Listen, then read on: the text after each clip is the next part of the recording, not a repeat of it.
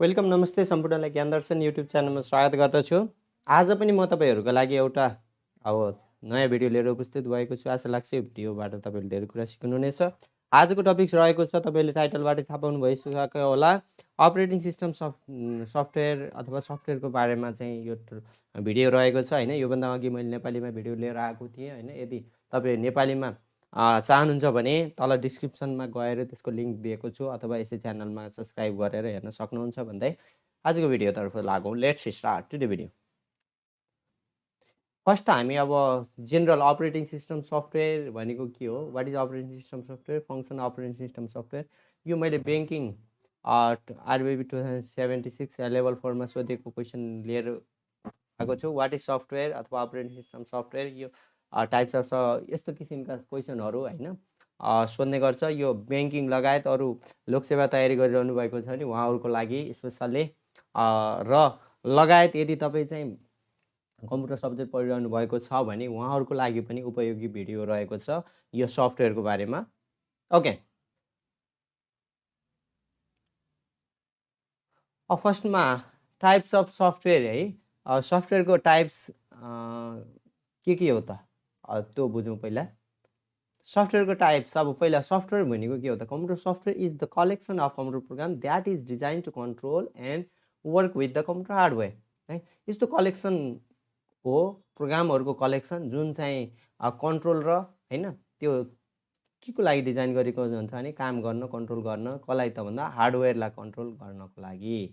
अब जस्तै अब सफ्टवेयर भनेपछि हाम्रो अब एउटा चाहिँ कम्प्युटरको कुनै पनि कम्प्युटरको देखिने पार्ट्सलाई हार्डवेयर भनिन्छ भने भित्र लोजिकल यसलाई चलाउने काम गरे, चलायमान गर्ने काम कसले गर्छ त?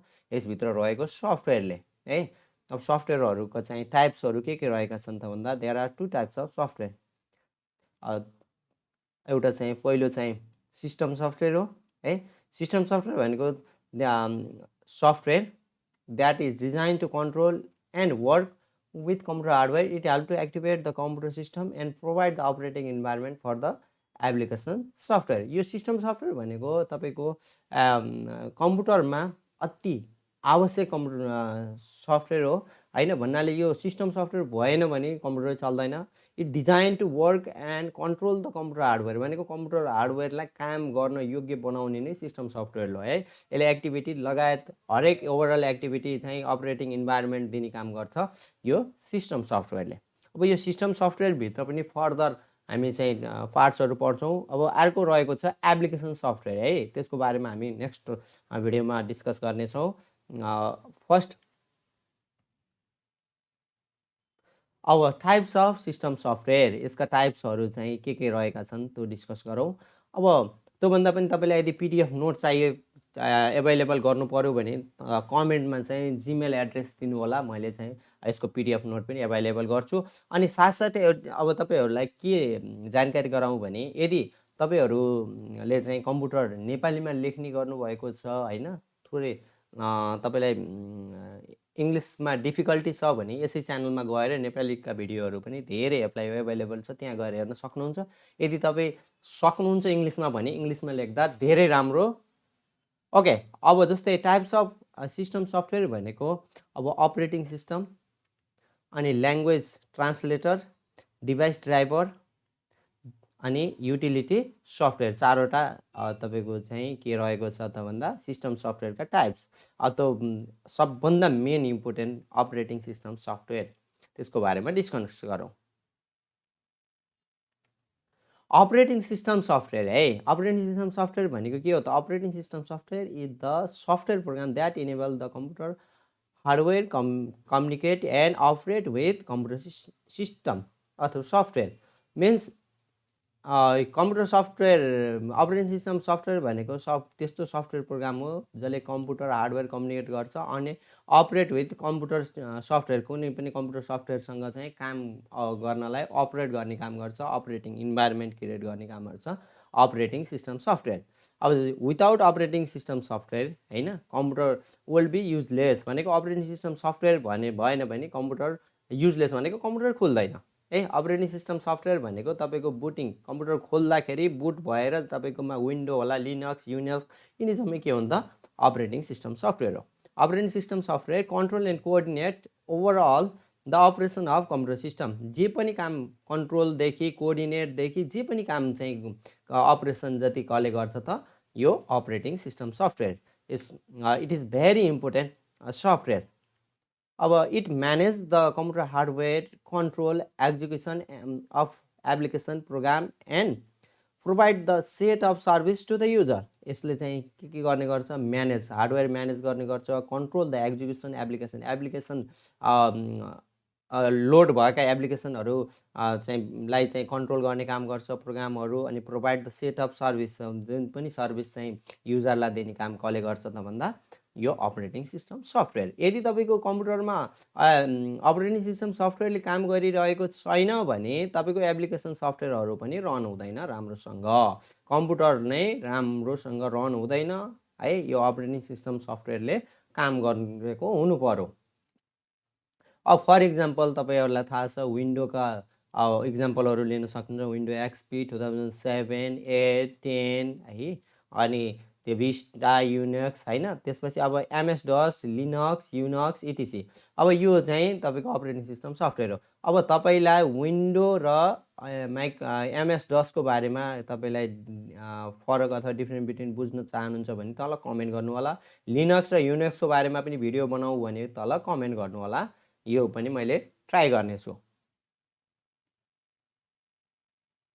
अब फङ्सन अफ, यो एकदम important, function of operating system यो एकचोटि सोधिसकेको क्वेसन हो, फेरि पनि सोध्न सक्ने क्वेसन हो। अब प्रोसेस म्यानेजमेन्ट है, अब यसलाई यसरी लेख्दा पनि हुन्छ, it use to manage the processing system भनेर यसरी भन्दा पनि हुन्छ, यसरी लेख्दा पनि हुन्छ। प्रोसेस म्यानेजमेन्ट भनेको process management help to operating system to create delete process होइन। It also provide the mechanism of synchronization and communication among the process है। यसले चाहिँ अपरेटिङ सिस्टमको क्रिएट डिलिट गर्ने, प्रोसेस गर्ने, जो ओभरअल अनि क्यालकुलेटिङ प्रोसेसिङ काम गराउने काम कसले गर्छ, यसले चाहिँ अपरेटिङ सिस्टमले गर्छ, कम्युनिकेट गर्ने है। अब मेमोरी म्यानेजमेन्ट भनेको अब तपाईँको प्राइमरी मेमोरी ऱ्याम म्यानेज गर्नुलाई गर्ने काम, रोम म्यानेज गर्ने काम, रोमबाट रिड गर्ने काम चाहिँ यो अपरेटिङ सिस्टमले गर्छ। जस्तै memory management modules the perform the task allocation and deallocation of the memory space to perform in the need of this resource है। अब यो चाहिँ allocation deallocation of the memory space गराउने काम चाहिँ यसले अपरेटिङ सिस्टम सफ्टवेयरले गर्छ। फाइल म्यानेजमेन्ट अर्को फङ्सन रहेको छ, फाइल म्यानेजमेन्ट फाइल रिलेटेड एक्टिभिटीहरू जस्तै अर्गनाइजेसन अब स्टोरेज, रिट्राइभल, नेमिङ, सेयरिङ, प्रोटेक्सन गर्नु चाहिँ। अनि डिभाइस म्यानेजमेन्ट ओभरअल डिभाइसहरू चाहिँ म्यानेज गर्ने काम गर्छ, डिभाइसेसहरू keep the track of all devices the module. This module also responsible for this task is also known as the IO controller होइन, इनपुट आउटपुट कन्ट्रोलर पनि भनिन्छ। अनि it also perform the task of allocation and deallocation of devices. यो माथि पनि यो कुरा आइसकेको छ होइन। यसले चाहिँ डिभाइस ओभरअल के भन्दाखेरि डिभाइसेसहरू फोल्डरहरू तपाईँका हुन्छन्, डिभाइसेस हार्डवेयर पेन ड्राइभहरू चाहिँ तपाईँले गर्नुभयो भने यो जम्मै काम कसले गर्छ, म्यानेज गर्ने काम यो अपरेटिङ सिस्टम सफ्टवेयरले। आइओ सिस्टम म्यानेजमेन्ट भनेको one of the main objective of IOs is to manage the input process output होइन, input process system of the computer. Input and output system IO भनेको input output सिस्टमहरू पनि manage गर्ने काम गर्छ। Input data input गराउनलाई अनि output after processing यदि आउटपुट गराउनलाई यी आइओ सिस्टम पनि म्यानेज गर्छ। इनपुट प्रोसेस है, प्रोसेसिङ आइसक्यो, आइओ सिस्टम पनि भइसक्यो।